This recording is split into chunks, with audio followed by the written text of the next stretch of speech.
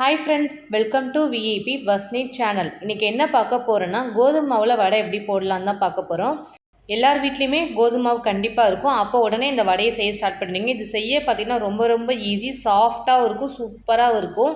இந்த வடை சாப்பிடும் போது கோதுமை மாவில் செஞ்ச வடை மாதிரி இருக்கவே இருக்காது, ரொம்ப வித்தியாசமாக இருக்கும். நீங்கள் சாப்பிட்டு பாருங்கள், ட்ரை பண்ணிங்கன்னா மறக்கவே மாட்டீங்க. அடிக்கடி உங்கள் வீட்டில் இந்த ஸ்நாக்ஸ் செய்வீங்க. இந்த வடை செய்கிறது பார்த்திங்கன்னா ரொம்ப ஈஸி. டக்குன்னு 5 மினிட்ஸ்லேயே செஞ்சுற மாதிரி தான் இருக்கும். ஒரு டீ போடுற பிரேக் டைமில் அப்படின்னு நம்ம பார்க்கும்போது இந்த மாதிரி ஒரு வடையாக செஞ்சு சாப்பிட்டீங்கன்னா டீயும் வடையும் சேர்த்து சாப்பிடும்போது சூப்பராக இருக்கும். இந்த வடை ரெசிபி எப்படி பண்ணலான்றதை வாங்க வீடியோஸ்க்குள்ள போய் பார்க்கலாம். ஃபஸ்ட் டைம் சேனலில் பார்க்குறவங்களா இருந்தீங்கன்னா சப்ஸ்கிரைப் பட்டனை கொஞ்சம் கிளிக் பண்ணிக்கோங்க. பக்கத்தில் இருக்கிற பெல் ஐக்கானை கிளிக் பண்ணும்போது ஆல்ன்ற ஆப்ஷன் கொடுத்தீங்கன்னா நான் போடுற வீடியோஸ் எல்லாமே உங்களுக்கு ஆன் த ஸ்பாட்டில் வந்து சேரும். வாங்க வீடியோஸ்க்குள்ளே போகலாம். இந்த வடைக்கு பார்த்தீங்கன்னா இந்த 3 மாவு மட்டும்தான் தேவைப்படும்.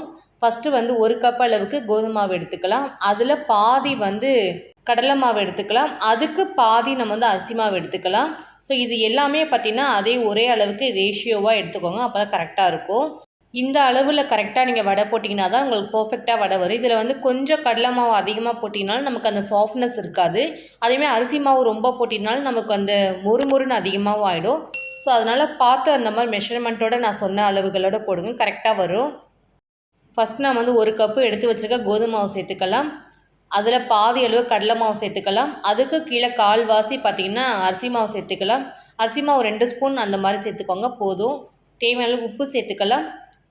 பேக்கிங் சோடா 1/4 டீஸ்பூன் சேர்த்துக்கலாம். பேக்கிங் சோடானா ஒன்றும் இல்லை, சமையலுக்கு நம்ம யூஸ் பண்ணுற சோடா தான். ஸோ அதை ஒரு 1/4 டீஸ்பூன் மட்டும் சேர்த்துக்கலாம். இது ஆப்ஷனல் தான். உங்களுக்கு சோடா மாவு போட இஷ்டம் இல்லைன்னா நீங்கள் வந்து புளிச்ச மாவு ஒரு கரண்டி அந்த மாதிரி யூஸ் பண்ணிக்கோங்க. இந்த மாதிரி சோடா மாவு போடும்போது தான் நமக்கு அந்த வடை வந்து நல்லா சாஃப்டாகவும் இருக்கும், நமக்கு அந்த உப்பி வரும், சாப்பிட்றதுக்கு நல்லாயிருக்கும். ஸோ அதுக்காக தான் நம்ம சேர்க்குறோம். 1 கப்பு அளவு தண்ணி சேர்த்துக்கலாம். நம்ம வந்து 1 கப்பு வந்து கோதுமை மாவு சேர்த்துருக்கோம். அதே மாதிரி 1/2 கப்பு அளவுக்கு ஈக்குவலாக நம்ம வந்து கடலை மாவு அரிசியும் சேர்த்துருப்போம்.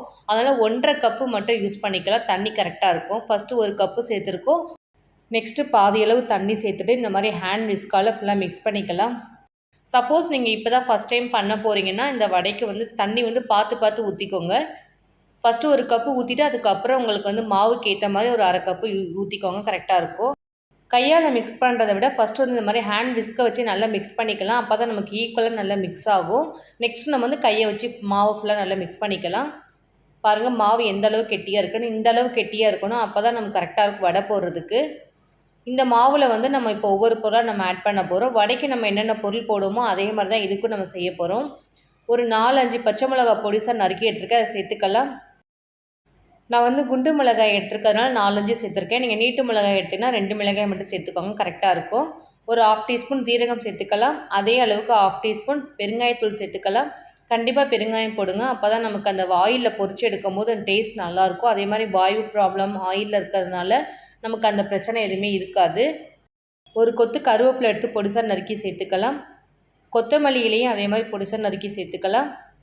ஒரு துண்டு இஞ்சி எடுத்திருக்கேன், தோல் சீவி நல்லா நறுக்கி எடுத்திருக்கேன், அதை நச்சு சேர்த்துக்கலாம். அப்படியே இஞ்சி போடாதீங்க, வாயில் ரொம்ப தட்டுப்படும். இந்த மாதிரி நச்சு சேர்க்கும் போது நமக்கு அந்த டேஸ்ட் நல்லாயிருக்கும். ஒரு பெரிய வெங்காயம் நல்லா கொஞ்சம் பெருசாகவும் பொடிசாகவும் மிக்ஸ் பண்ணி நறுக்கி எடுத்திருக்கேன். இந்த மாதிரி சேருங்க, அப்போ தான் அந்த வடைக்கு நல்லாயிருக்கும் சாப்பிடும் போது டேஸ்ட்டு. ரொம்பவும் சின்னதாக போட்டிங்கன்னா நமக்கு அந்த போட்டிருக்க வெங்காயம் தெரியாது. இந்த மாதிரி கொஞ்சம் பெருசாக போடுங்க, அப்போ தான் கரெக்டாக இருக்கும். கையால் ஃபுல்லாகவே நல்லா மிக்ஸ் பண்ணிக்கலாம். நம்ம போட்ட எல்லாமே சேர்த்து மிக்ஸ் பண்ணிக்கலாம். மிக்ஸ் பண்ணும்போது அந்த வெங்காயத்தை நல்லா வந்து உள்ளே வந்து அழுத்தம் கொடுத்து நல்லா பிசைஞ்சு விட்டுருங்க. அப்போ தான் நமக்கு அந்த வெங்காயம் எல்லாமே நல்லா பிரிஞ்சு வரும். வடை போடுறதுக்கு மாவு எல்லாம் மிக்ஸ் பண்ணியாச்சு. மிக்ஸ் பண்ண உடனே இந்த வடையை போட ஸ்டார்ட் பண்ணிடலாம். ஸ்டவ்வை ஆன் பண்ணி ஒரு பேன் வச்சுக்கலாம். நல்லா ஹீட் ஆனதுக்கப்புறம் தேவையான ஆயில் சேர்த்துக்கலாம். நான் வந்து ரீஃபைண்ட் ஆயில் தான் சேர்த்துருக்கேன். ரீஃபைண்ட் ஆயில் இந்த மாதிரி யூஸ் பண்ணிங்கன்னா நமக்கு வந்து வடை பொரிக்கும் போது ஆயில் எந்த ஃப்ளேவர் இருக்காது, சாப்பிட்றதுக்கும் நல்லாயிருக்கும். ஸோ அதனால் இந்த மாதிரி தேவையான அளவுக்கு ஆயில் சேர்த்துக்கலாம். எப்போவுமே வந்து ஆயிலில் பொரிச்சு எடுக்கும்போது பார்த்திங்கன்னா ஆயில் நல்லா ஹீட் பண்ணிவிட்டு அதுக்கப்புறம் ஃபுல்லாக ஸ்லோ பண்ணிவிட்டு பொரிச்சு எடுங்க. அப்போ தான் நமக்கு மாவு இல்லாமல் நல்லா ஈக்குவலாக நல்லா உள்ளே ஃபுல்லாக வெந்து வரும். எண்ணெய் வந்து நல்லா சூடானதுக்கப்புறம் நம்ம கையால் நம்ம கரைச்சி வச்சுருந்தோம் பாருங்கள், அந்த மாவை இந்த மாதிரி கையால் கொஞ்சமாக அள்ளி ஊற்றி விடுங்க, கரெக்டாக இருக்கும். ரொம்பவும் வந்து ஊற்றிடாதீங்க, லைட்டாக அந்த ஒரு ட்ராப் மாதிரி நம்ம முந்துன்னு லைட்டாக போட்டு எடுத்திங்கன்னா போதும். அப்போ தான் நமக்கு அந்த வடையெல்லாமே நல்லா வெந்து வரும். அதே மாதிரி அந்த மாவு நம்ம போடும்போது பார்த்திங்கன்னா தனித்தனியாக போடுங்க. மொத்தமாக போட்டிங்கன்னா இந்த மாதிரி ஒன்றோட ஒன்று பிடிச்சிக்கும். ஸோ இதை நான் வந்து கரண்டியால் வந்து லைட்டாக பிரித்து விட்டுக்கிறேன், ஈஸியாக வந்துடும். கொஞ்சம் நேரம் வெந்ததுக்கப்புறம் பிரித்து விடுங்க. போட்ட உடனே பிரித்து விட்டிங்கன்னா நமக்கு மாவாகவே இருக்கும். ஒன் சைட் குக் ஆனோடனே இன்னொரு பக்கம் திருப்பி திருப்பி விடுங்க. இது எல்லாமே அடுப்பை ஃபுல்லாக ஸ்லோவில் வச்சுட்டு தான் இந்த வடையெல்லாம் சுட்டு எடுக்கணும். ஹை ஃப்ளேமில் மட்டும் வச்சிடாதீங்க. நார்மலாகவே எந்த வடையாக இருந்தாலுமே ஸ்லோவில் தான் பண்ணி எடுக்கணும். அதுவும் கோதுமை மாவில் நம்ம பண்ணுறதுனால அடுப்பை ஃபுல்லாக ஸ்லோ பண்ணிவிட்டு பொரிச்சு எடுத்தினா போதும். நமக்கு ஆயிலேருந்து நல்லா வெந்து வந்துடும். நம்ம கோதுமை மாவு உள்ளே நல்லா வெந்துடும். ஃபஸ்ட்டு போட்ட மாவு எல்லாமே நம்ம பொரிச்சு எடுத்தாச்சு. நெக்ஸ்ட்டு இன்னொரு தடவை போட்டு காமிக்கிறேன் பாருங்கள். இந்த மாதிரி டக்கு டக்குன்னு ஈஸியாக நம்ம போட்டு எடுத்துடலாம். ஃபஸ்ட் டைம் நமக்கு போடும்போது தான் கொஞ்சம் பயமாக இருக்கும். செகண்ட் டைம் போடும்போது ரொம்ப ஈஸியாகவே ஆகிடும் நமக்கு செய்கிறதுக்கு. இந்த மாதிரி தனித்தனியாக போடுங்க. ஒன்றோட ஒன்று பிடிச்சிருந்தாலும் நமக்கு கொஞ்சம் நேரம் வெந்ததுக்கப்புறம் கரண்டியால் பிரித்து விட்டிங்கன்னா போதும், ஈஸியாக நமக்கு வந்துடும். இந்த மாதிரி மாவு ஆயில் பேன் பக்கத்துலேயே வச்சு வச்சு போடுங்க. அப்போ தான் நமக்கு அந்த மாவு ஒழுகாமல் கரெக்டாக உள்ளே போகும் ஆயிலில். அதே மாதிரி இந்த வடைக்கு பார்த்திங்கன்னா மாவு கையால் தான் எடுத்து எடுத்து போடணும். அப்போ தான் அந்த ஷேப்போடு அந்த வடை நல்லாயிருக்கும் சாப்பிட்றதுக்கும். இந்த வடை பார்த்திங்கன்னா கோதுமை மாவில் செஞ்ச மாதிரியே இருக்காது, அவ்வளோ சாஃப்டாக இருக்கும், சூப்பராக இருக்கும் டேஸ்ட்டுமே. இந்த வடை பார்த்திங்கன்னா டீ போடுற பிரேக்லேயே நம்ம செஞ்சிடலாம். ஒரு பக்கம் டீ போட்டுகிட்டே இருக்கும்போது மாவு டக்குன்னு இந்த மாதிரி ரெடி பண்ணி மிக்ஸ் பண்ணி இந்த மாதிரி ஒரு பக்கம் பொரிச்சு எடுத்திங்கன்னா போதும், ஈஸியாகவே நம்ம பண்ணி முடிச்சிடலாம். இது செய்கிறது பார்த்திங்கன்னா ரொம்ப ரொம்ப ஈஸி. ஆனால் இந்த வடையோட டேஸ்ட்டு சொல்லவே முடியாது, அந்தளவுக்கு இருக்கும். இந்த வடைக்கு சைடிஷ் எதுவுமே தேவையே இல்லை, சட்னிலாம் எதுவுமே வேணாம், டேரெக்டாகவே சாப்பிட்லாம். நீங்கள் கணக்கே தெரியாமல் சாப்பிட்டுக்கிட்டே இருப்பீங்க, அந்தளவுக்கு உங்களுக்கு இந்த வடை ரொம்ப ரொம்ப பிடிக்கும். ஸோ செகண்ட் ஆஃப் வடையும் நல்லா வெந்துருச்சு. இது ஆயிலேருந்து நம்ம ஃபுல்லாத்தையும் எடுத்துடலாம். ஆயிலேருந்து எடுக்கும்போது நல்லா ஆயிலேருந்து ட்ரை பண்ணிவிட்டு எடுங்க. ஏன்னா கொஞ்சம் நமக்கு ஆயிலாக இருந்தாலும் சாப்பிடும்போது ரொம்ப ஆயிலாக இருக்கும். அதனால் வெயிட் பண்ணிவிட்டு அதுக்கப்புறம் எடுத்துடலாம் எல்லா வடையுமே. சுட்ட வடை எல்லாத்தையுமே வேறு ஒரு பிளேட்டில் நம்ம ட்ரான்ஸ்ஃபர் பண்ணிடலாம். இந்த வடையெல்லாம் யாருக்கு ரொம்ப பிடிக்குமோ அவங்க எல்லாமே கமெண்ட்டில் சொல்லுங்கள், யாருக்கு இந்த வடை ரொம்ப பிடிக்கும். அதேமாதிரி செஞ்சு பார்த்து டேஸ்ட் எப்படின்னு கமெண்ட்டில் அதையும் சொல்லுங்கள். எனக்கு இந்த வடை ரெசிபி ரொம்ப ரொம்ப பிடிக்கும். எனக்கு பிடிச்ச விஷயத்த அதே மாதிரி வடையை நான் ஷேர் பண்ணியிருக்கேன் இன்றைக்கி நான் வீடியோஸாக. கண்டிப்பாக உங்களுக்கு யூஸ்ஃபுல்லாக இருந்திருக்கும். அதே மாதிரி இந்த வடை பார்த்திங்கன்னா சாப்பிடும்போது கோதுமை மாவில் பண்ண வடை மாதிரி இருக்கவே இருக்காது, ரொம்ப வித்தியாசமாக இருக்கும்.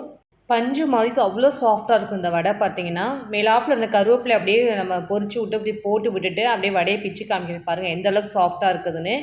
இது சாப்பிடும் போதும் சரி, பிச்சு பார்க்கும்போதும் சரி, கோதுமை மாவில் பண்ண வடை மாதிரியே தெரியவே தெரியாது. கண்டிப்பாக நீங்கள் ட்ரை பண்ணி பாருங்கள். அடிக்கடி உங்கள் வீட்டில் நீங்கள் இந்த வடை ரெசிபி செஞ்சு காமிப்பீங்க.